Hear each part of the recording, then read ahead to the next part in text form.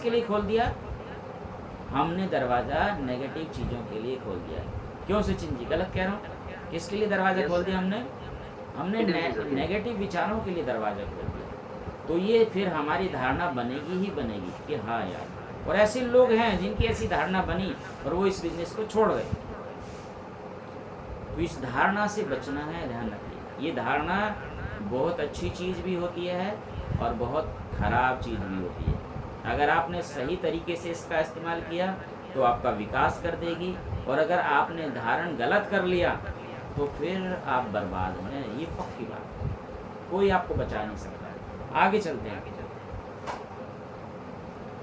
धारणा की अगर हम बात करें तो धारणा जो है वो शाश्वत स्थिति में हमारे पास होती है।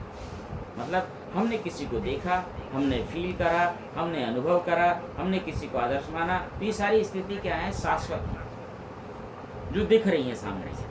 तो दिख रही है तो हम क्या करते हैं? उसको मान लेते हैं, भाई ठीक है, ये भी हमारे लिए सही होगा। कोई कल्पना नहीं है, धारणा कभी कोई कल्पना होती ही नहीं है। अब सवाल ये उठता है कि कल्पना होती तो फिर क्या होता? वो धारणा नहीं होती, वो अवधारणा होती। लोगों को अंतर ही नहीं पता। आज अंतर समझ में आ रहा होगा आपको। धारणा और अवधारणा में अंतर क्या है? धारणा शाश्वत है, फिजिकल है, सब कुछ दिख रहा है, और अवधारणा प्लानिंग है, सिर्फ एक प्लानिंग है, एक कॉन्सेप्ट है। अवधारणा जो अभी तक हमने देखा नहीं, उसकी हमने कामना कर ली, वो अवधारणा है। और धारणा जो हमने प्रेरक से, भावना से और अनुभव से फील करके धारण करी, वो धारणा है, वो शाश्वत है। तो धारणा और अवधारणा में अंतर समझ में आया होगा आज आपको, है ना? अवधारणा मतलब कोरी कल्पना, जहाँ हम जाना चाहते हैं उसके लिए हमने पहले से डिसाइड कर लिया कि ऐसे ऐसे करेंगे और आगे रोड मैप। अवधारणा क्या है? एक तरीके से रोड मैप है, लेकिन धारणा रोड मैप नहीं है। ये ध्यान रखिए। कोई तुलनात्मक विश्लेषण नहीं है धारणा का, कोई नहीं है। क्योंकि तुलनात्मक विश्लेषण अगर व्यक्ति करे तो फिर धारणा के चुंगल से बाहर आ सकता है। यही मैं आपको समझाने का प्रयास कर रहा हूँ। हम धारणा के चुंगल में आ गए। मान लीजिए 2-4 बार मेरा पैसा डूब गया, मान लो नेटवर्क मार्केटिंग में मेरा 2-4 बार पैसा डूब गया, तो मैंने एक धारणा बना ली कि नेटवर्क मार्केटिंग काम की नहीं है यार, पैसा डूब जाता है। लेकिन अगर हम यह तुलनात्मक विश्लेषण करें कि नहीं यार, जो 50-100 लोग बन गए वो कैसे बने, उन्होंने ऐसा क्या किया और मैंने ऐसा क्या किया कि मेरा पैसा डूब गया। तो ये अगर तुलनात्मक विश्लेषण हम करें तो हम पुरानी वाली धारणा से बाहर आ सकते हैं कि नहीं आ सकते? आ सकते हैं। मनोवैज्ञानिक जो होते हैं वो इसी चीज़ पे चोट करते हैं। जब कोई मरीज उनके पास जाता है ना, तो पहले से किसी न किसी धारणा को लेके बैठा होता है, तभी तो मरीज है वो।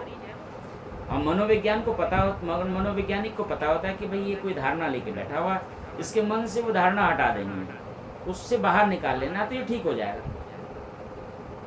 तो वो क्या करते हैं, उसके साथ जो भी सेशन होते हैं, जो काउंसलिंग सेशन होते हैं, उसमें तुलनात्मक विश्लेषण करते हैं और उसकी प्रशंसा करते हैं और उसको बोलते हैं कि जो तुझसे हुआ है ये तेरी वजह से नहीं हुआ। ऐसी बात उसको जब बताते हैं तो धीरे धीरे वो पेशेंट अपनी धारणाओं को छोड़ देता है और वापस जीवन में लौट आता है। ये बड़े बड़े मनोवैज्ञानिक ऐसा ही करते हैं। उनको पता है कि इसको शाश्वत चीज़ों से बाहर निकालना है। जैसे मान लो किसी का एक्सीडेंट हो गया तेज़ गाड़ी चलाने से, अब उसने क्या धारण कर लिया? तेज़ गाड़ी चलाने से एक्सीडेंट होता है। अब जब किसी की भी गाड़ी में बैठेगा ना तो उसे डर लगेगा, बोलो भाई धीरे चला यार, धीरे चला, बार बार टोकेगा उसको। और ड्राइवर क्या बोलेगा, अरे यार तुम बैठे रहो, बस चला मैं रहा हूँ, क्यों टेंशन ले रहे हो? लेकिन वो बार बार परेशान रहेगा। तो उसने ऐसी चीज़ को धारण कर लिया, कैसे? अनुभव से, कि वो तेज चलाता था, गिर गया, चोट लग गई, भैया अब नहीं चला। अब उससे बाहर निकलना है तो कैसे?